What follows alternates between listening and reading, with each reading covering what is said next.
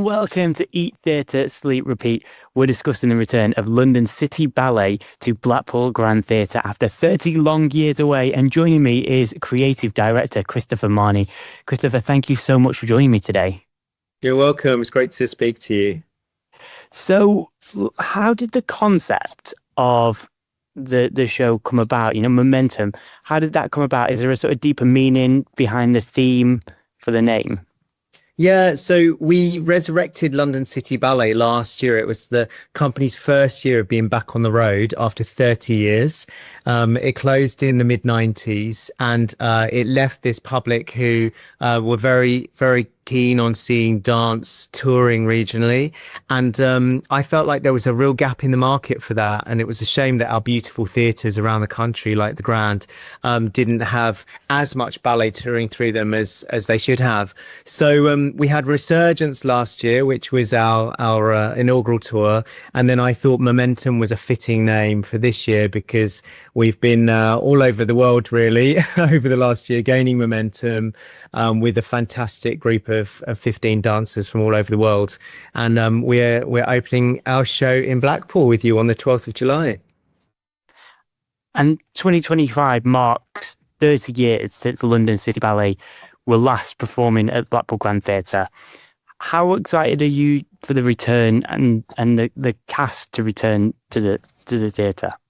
Well, the Blackpool Grand was a really important venue historically in London City Ballet's history because they would tour there almost every year. I have a lot of programs just over to the right of me, actually, from the Grand back in those days. I've been collecting the old programs, and I know that the theatre has a big archive of them too.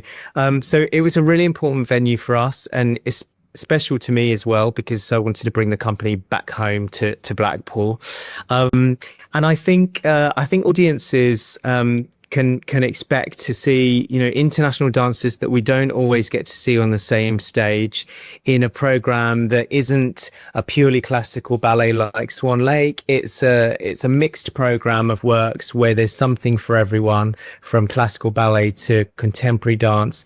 But I think at the heart of our work is really narrative storytelling that I feel can reach an audience. So we have a lot of people who are coming to see the show who perhaps haven't seen dance for the first time live. And this kind of program, I think, appeals to them because it has a broad range of things to offer. And can you tell us about the choreographers and the creative team involved in this program? Yes, of course. So all of us on this side have been performers and dancers. So we've chosen these works that are going to be performed really carefully and from a stance of knowing what it's like to be on stage and perform these works. We've got 4 ballets that haven't been seen for a very long time in the UK, and some of them have never been performed over here. One of them is called Pictures at an Exhibition. It's set to the famous score by Mussorgsky, and it's about children in a playground. It's 10 dancers, and it's set against this huge backdrop of Kandinsky artwork that's constantly changing. And in it, the dancers who start as children sort of develop, and you see their journey and their relationships, and the artwork that's behind them is coming to life really through the stories that they tell. And are there any sort of standout pieces or moments that you're especially excited for and for audiences to see? Yeah, there's the opening ballet, which is by a choreographer called George Balanchine, who was very famous in New York. And most ballet companies have work by him in the repertoire that they tour. But this in particular hasn't been seen ever in the UK. And it's a great introduction to our show because each of the dancers has a small sort of breakout solo within this beautiful piece. So it's a good introduction to us as a company, but also the individual dancers. And how does the show reflect the artistic identity and the reimagined London City Ballet from what it was to now? So it used to tour the classical productions, as I mentioned, of things like Romeo and Juliet and Cinderella, very famous titles. And when I was young, I used to go and see London City Ballet where I was growing up, and that was how I was introduced to dance, which was a great introduction. This time around, I felt like our repertoire should be speaking to today's generation.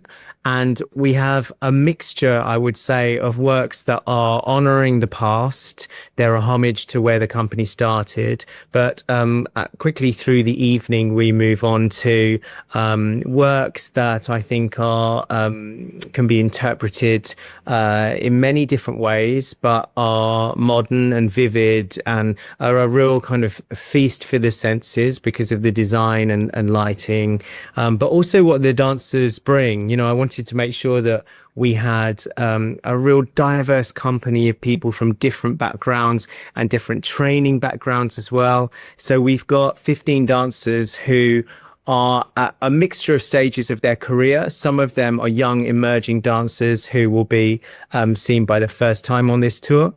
And others are much more experienced principal dancers of ballet companies that have joined us for this tour. And they're coming from all over. We obviously have a strong cohort of British dancers.